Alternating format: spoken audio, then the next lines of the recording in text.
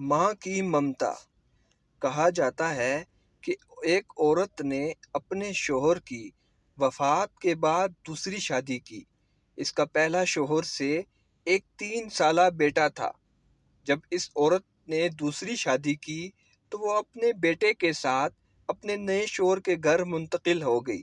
نیا شوہر بہت امیر تھا، اس لیے اس نے اس بات پر کوئی اعتراض نہیں کیا کہ اس کا بیٹا بھی ان کے ساتھ رہے۔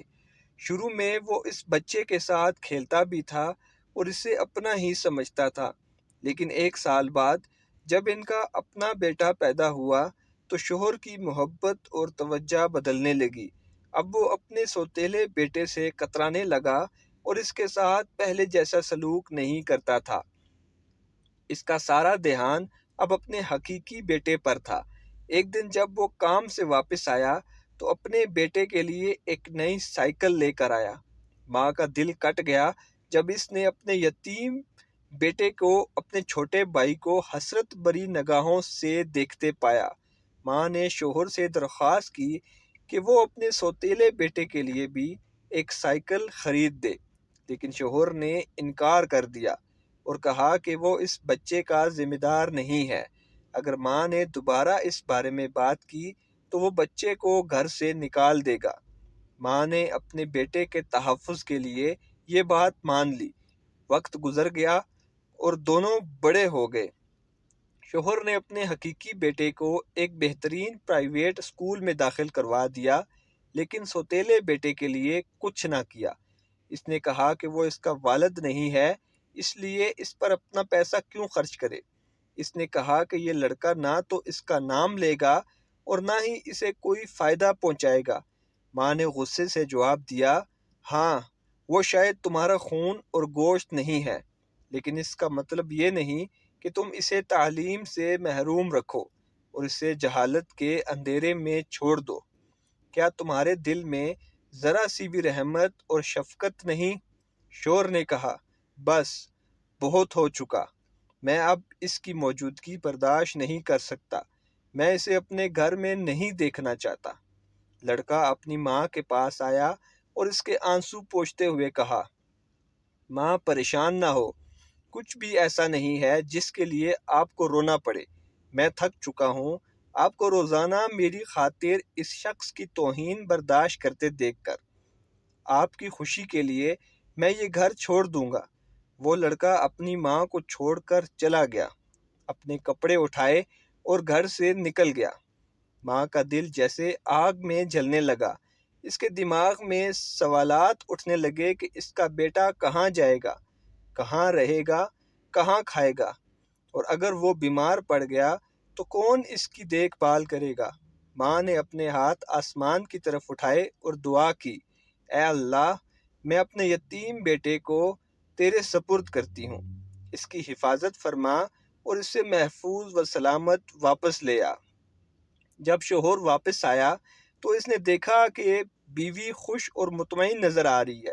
اسے حیرت ہوئی کہ بیٹا گھر سے چلا گیا ہے، پھر بھی بیوی خوش کیوں ہے؟ اس نے پوچھا، تم خوش کیوں ہو اور اپنے بیٹے کے جانے پر اداس نہیں ہو؟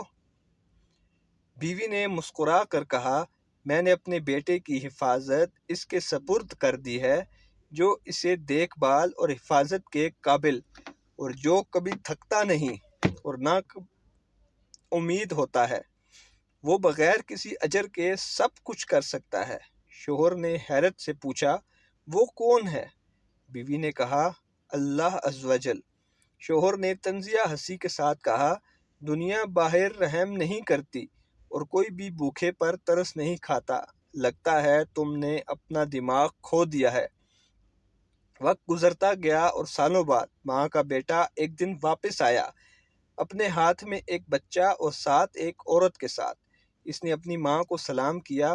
ماں حیرت اور خوشی سے پوچھتی ہے، یہ عورت کون ہے اور یہ بچہ کس کا ہے؟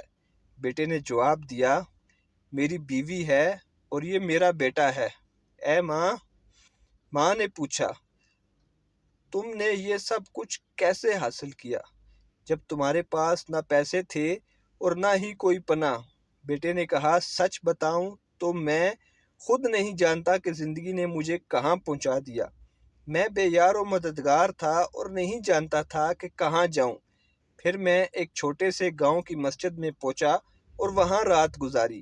دن میں کام کی تلاش کرتا، رات کو مسجد میں سوتا تھا۔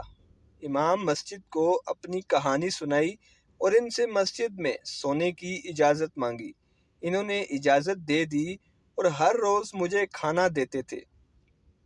میں شام کو مسجد صاف کرتا تھا اور امام نے مجھے قرآن حفظ کروایا اور دین کی تعلیم دی۔ میں روزانہ مسجد کی لائبریری میں پڑھاتا رہتا تھا۔ ایک دن امام بیمار پڑ گئے تو میں نے لوگوں کو نماز پڑھائی اور اسی دن سے میں لوگوں کا امام بن گیا۔ لوگ مجھے پسند کرنے لگے اور مجھ سے محبت کرنے لگے۔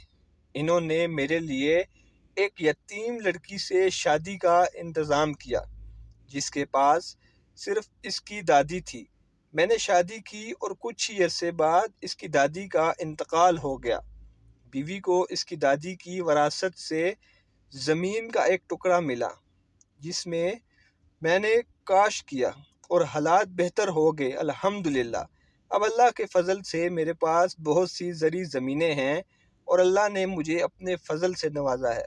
مجھے ہمیشہ لگتا تھا کہ آپ کی دعائیں میرے ساتھ ہیں اور اللہ نے آپ کی وجہ سے ہی میری مدد کی۔ ماں خوشی سے رو پڑی اور جان گئی کہ اللہ نے اس کی دعائیں قبول کیں۔ اس نے اپنے پوتے کو گلے لگایا اور بیٹے نے ماں کے ہاتھ چومے، لیکن شوہر کو یقین نہیں ہو رہا تھا کہ ایک دن وہ لڑکا ایک کامیاب اور امیر شخص بن کر واپس آئے گا۔ سبحان اللہ، اللہ ہی رازق ہے اور جسے چاہے بے حساب نوازتا ہے۔ اس یتیم بچے کو اس کی ماں کی دعاؤں اور رضامندی کی بدولت نوازا گیا اور آخر میں حضرت نبی کریم صلی اللہ علیہ وآلہ وسلم اور ان کی آل و اصحاب اور تابعین پر قیامت تک کے لیے درود و سلام بھیجنا نہ بھولیں۔